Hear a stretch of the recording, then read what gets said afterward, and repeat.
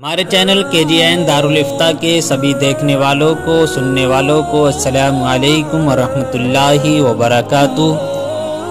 امید ہے کہ آپ سب خیریت سے ہوں گے۔ دعا ہے اللہ تعالیٰ آپ کو دین و دنیا کی دولت سے مالا مال فرمائے، آپ کو ہمیشہ خوش رکھے۔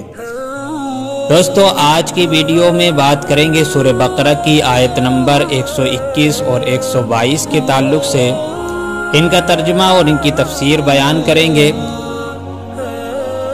ترجمہ اور تفسیر بیان کرنے سے قبل آپ سے اپیل ہے کہ آپ اگر ہمارے چینل پر نئے آئے ہیں تو چینل کو سبسکرائب کر لیں، ویڈیو کو لائک کر دیں اور اپنے دوستوں تک شیئر کر دیں۔ آئیے شروع کرتے ہیں۔ بسم اللہ الرحمن الرحیم۔ سورہ بقرہ کی آیت نمبر 121 میں اللہ تعالیٰ ارشاد فرماتا ہے: الذین آتیناہم الکتاب یتلونہ حق تلاوتہ اولئک یؤمنون بہ ومن یکفر بہ فاولئک ھم الخاسرون۔ ترجمہ: جنہیں ہم نے کتاب دی ہے وہ جیسی چاہیں اس کی تلاوت کرتے ہیں، وہی اس پر ایمان رکھتے ہیں، اور جو اس کے منکر ہوں تو وہی ضیاء کار ہیں۔ یتلونہ، وہ اس کی تلاوت کرتے ہیں۔ صاحب تفسیر اس آیت کے تحت لکھتے ہیں کہ یتلونہ، وہ اس کی تلاوت کرتے ہیں۔ حضرت عبداللہ بن عباس رضی اللہ تعالی عنہما نے فرمایا کہ یہ آیت ان لوگوں کے متعلق نازل ہوئی جو حضرت جعفر بن ابی طالب رضی اللہ تعالی عنہ کے ساتھ بارگاہ رسالت میں حاضر ہوئے تھے۔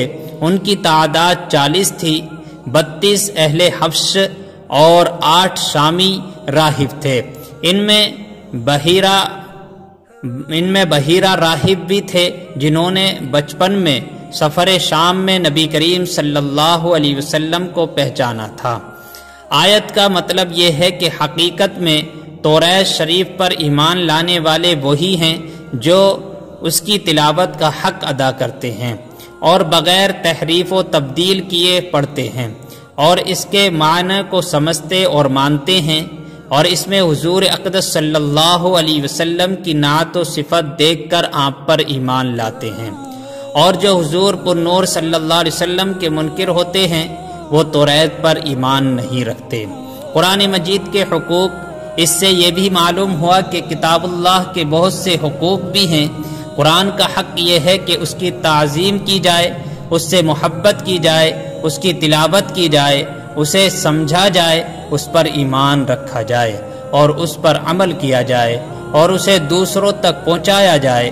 ترغیب کے لیے یہاں ہم تلاوت قرآن کے چند ظاہری اور باطنی آداب ذکر کرتے ہیں تاکہ مسلمان قرآن عظیم کی اس طرح تلاوت کریں جیسا تلاوت کرنے کا حق ہے۔ تلاوت قرآن کے ظاہری آداب یہ ہیں: قرآن مجید کی تلاوت کرنے والوں کو درجہ ذیل 6 ظاہری چیزوں کا خیال رکھنا چاہیے۔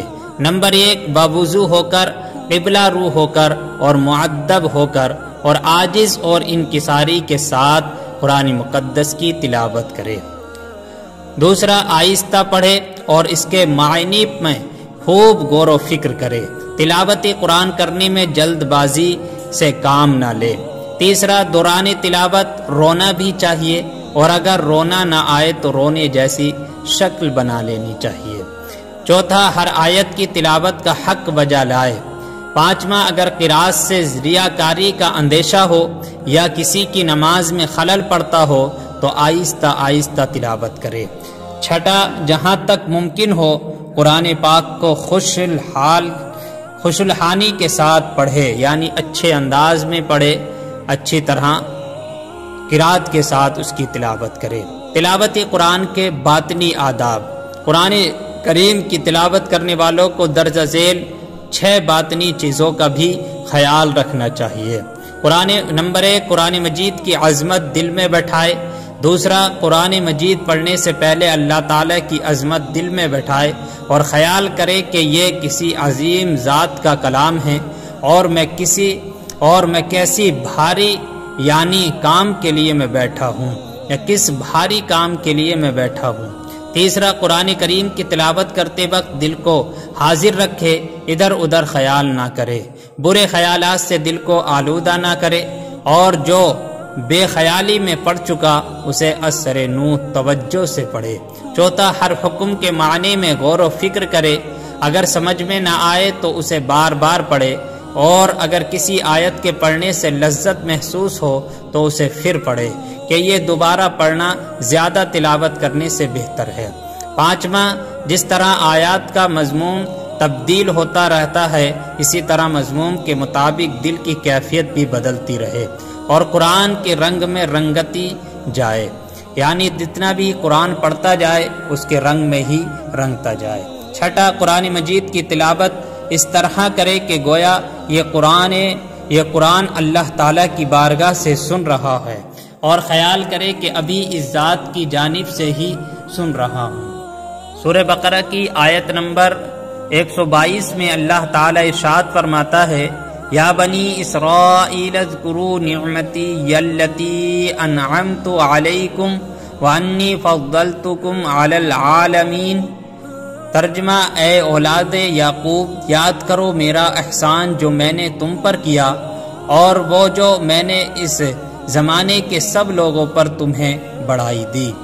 صاحب تفسیر اس آیت کے لکھتے ہیں، اس آیت کے تحت لکھتے ہیں، یا بنی اسرائیل، اے بنی اسرائیل، یہاں سے ایک بار پھر بنی اسرائیل کو اللہ تعالیٰ کی نعمتیں یاد دلائی جا رہی ہیں تاکہ ان پر قائم کی جائے، یعنی حجت مزید مضبوط ہو جائے۔ اس آیت سے دو مسئلے معلوم ہوئے۔ نمبر ایک، نبی کی اولاد ہونا باعث عزت ہے اور اللہ تعالیٰ کی رحمت ہے۔ دوسرا، اللہ تعالیٰ کی نعمتوں کا چرچا کرنا، ذکر کرنا شکر کی ایک قسم ہے، لہذا حضور پر نور صلی اللہ علیہ وسلم کی ولادت مبارکہ کا تذکرہ کرنا یا اس کی محفل کرنا اسی قسم میں داخل ہیں۔ انی فضلتکم، بے شک میں نے تمہیں فضیلت دی۔ بنی اسرائیل اپنے زمانے میں تمام لوگوں سے افضل تھے کیونکہ یہ نبیوں کی اولاد تھے اور ان میں صالحین بہت تھے۔ اب حضور اکرم صلی اللہ علیہ وسلم کا انکار کر کے اور سرکشی کر کر ذلیل ہو گئے۔ اس سے معلوم ہوا کہ عزت حضور اقدس صلی اللہ علیہ وسلم کے قدموں سے وابستہ ہے۔ جو ان کا ہو گیا عزت پا گیا اور جو ان سے پھر گیا ذلیل ہو گیا۔ اعلیٰ حضرت امام احمد رضا فاضل بریلوی علیہ الرحمہ فرماتے ہیں، با خدا خدا کا یہی ہے در، نہیں اور کوئی مفر مقر، جو وہاں سے ہو یہاں آ کے ہو، جو یہاں نہیں تو وہاں نہیں۔